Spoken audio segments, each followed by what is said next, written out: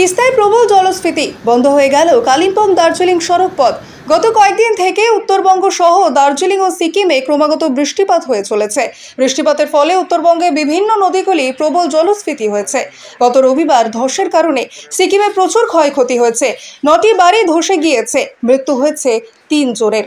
গতকাল সারাদিন ধরে উত্তর সিকিমে ভারী বৃষ্টিপাত এবং গতকাল রাতেও সিকিম সহ দার্জিলিং পাহাড়ের বিভিন্ন অংশে ভারী বৃষ্টিপাতের জন্য তিস্তায় প্রবল জলস্ফীতি হয়েছে। এই জলস্ফীতি মনে করিয়ে দেয় গত 4ই অক্টোবর তিস্তার ভয়াবহ রূপকে।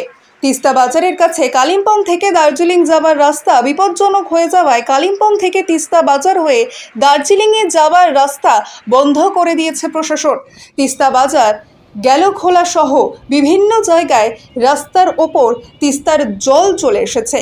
বেশ কিছু বাড়িও তিস্তার চরে বিপজ্জনক অবস্থায় রয়েছে। গতকাল রাত থেকেই পুলিশ মাইকিং করে এইসব অঞ্চলে বসবাসকারী মানুষদের সাবধান করে দূরে সরিয়ে দিয়েছে। তবে তিস্তার যা অবস্থা এবং যেভাবে ক্রমাগত বৃষ্টির জন্য রাস্তার বিভিন্ন অংশ সহ বেশ করা কিছু বাড়ি ঘর ডুবে আছে, বৃষ্টি না কমলে ভয়াবহ আকার ধারণ করতে পারে তা। স্থানীয় পুলিশ প্রশাসন, সিভিল ডিফেন্স এবং এনডিআরএফ এর দল যে কোনো দুর্যোগ মোকাবিলার জন্য প্রস্তুত আছে।